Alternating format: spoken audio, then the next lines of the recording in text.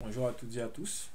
Dans cette vidéo, je vais vous faire l'introduction à Blender 2.81 et je vais aussi en profiter pour vous faire une petite présentation de mon activité et de l'objectif aussi donc de mes vidéos tutoriels. Donc je me présente, je m'appelle Franck Moé, je suis infographiste 3D indépendant. Donc je vis en fait de cette activité et je réalise des tutos justement pour présenter en fait mon travail sur les produits numériques que je développe, mais également pour aider en fait les débutants à apprendre à utiliser donc le logiciel Blender 3D. Ça fait maintenant un bon bout de temps que ceux qui m'ont suivi dès le début ont pu remarquer que je n'ai pas pu faire de tutoriel, tout simplement parce que ça demande beaucoup de temps et que en tant qu'indépendant en fait on doit vraiment rentabiliser nos heures de travail. Donc aujourd'hui, je prends un petit moment pour pouvoir débuter une série de vidéos tutoriels sur la nouvelle version de Blender, la 2.81. Particulièrement pour les personnes en fait qui m'ont suivi dès le début, qui ont vraiment soutenu ma chaîne par des petits pouces bleus ou qui ont pour beaucoup souvent partagé donc mes vidéos. Je les remercie vraiment beaucoup.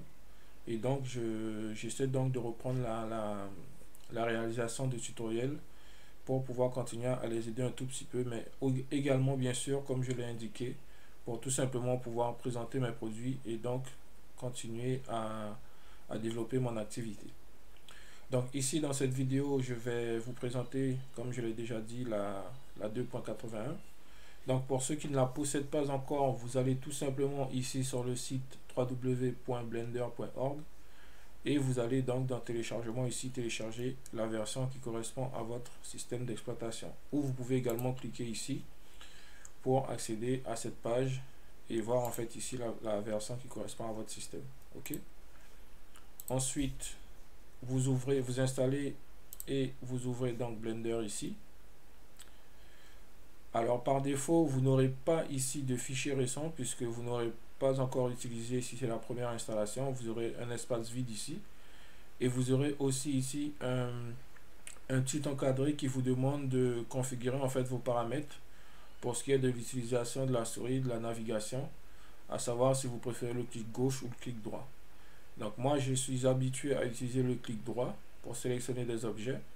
Donc je vous recommande de faire pareil pour ceux qui débutent. Et donc voilà, et pour pouvoir en fait quitter cette page, il vous suffit en fait de faire un clic justement droit ici et cette page va disparaître. Ensuite vous allez ici dans les paramètres de la fenêtre où vous mettez en mode plein écran. Vous pouvez déjà ici venir faire remonter ici par exemple avec le clic droit ici ce volet. On peut réduire également ici. Alors on va peut-être laisser, ça nous sera utile justement pour que je puisse vous présenter les différents paramètres ici de location, rotation et de scale. Et donc ici moi je vais également venir activer, donc en appuyant sur N dans ici mon add-on, du moins l'add-on de Jayana qui permet ici d'afficher en fait les commandes qui sont exécutées. C'est tout simplement pour vous permettre de suivre un peu mieux ce que je fais. Donc plutôt que de vous faire en fait une description détaillée de l'interface, je vais vous présenter en fait les éléments de base dont vous aurez besoin pour pouvoir suivre en fait le tuto de modélisation low poly dont je vous avais parlé pour ceux qui ont suivi les précédentes vidéos.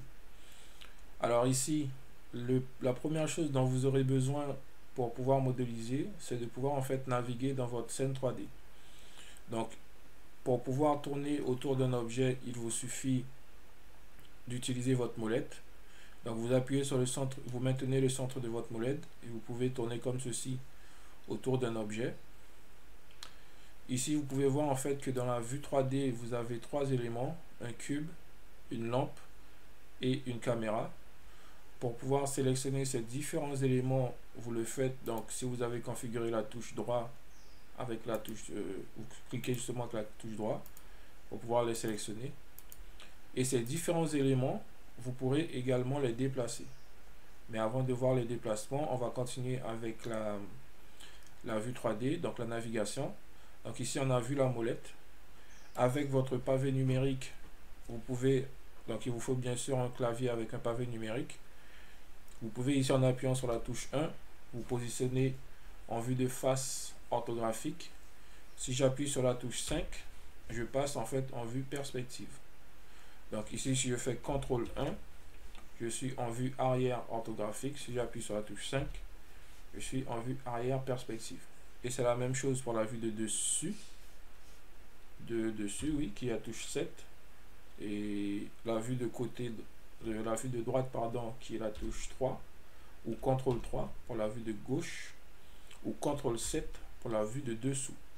Et la touche 5 pour passer en mode perspective ou orthographique.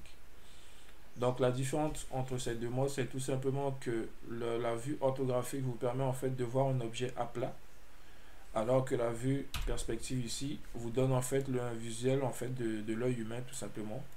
Lorsqu'on regarde un objet, on ne le voit pas à plat, on le voit comme ici dans la vue perspective.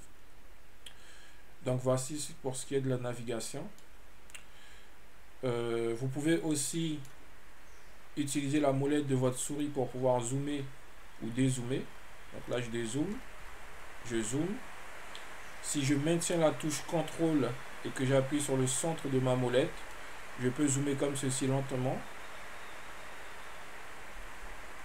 Donc voilà, donc je maintiens la touche CTRL et je maintiens le centre de ma molette et j'avance ou je recule ma souris. Ça me permet de zoomer comme ceci.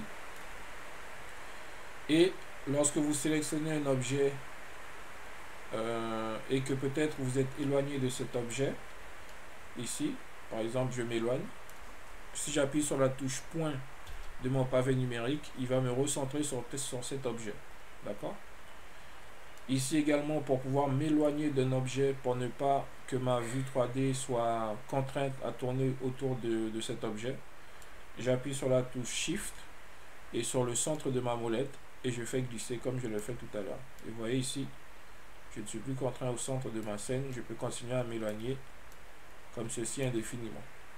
Alors si par exemple vous partez beaucoup trop loin, vous pouvez ici dans les collections, alors les collections en fait correspondent tout simplement à une espèce d'armoire ou de grande armoire en fait qui vous permet de ranger tous les éléments que vous allez créer dans votre scène 3D.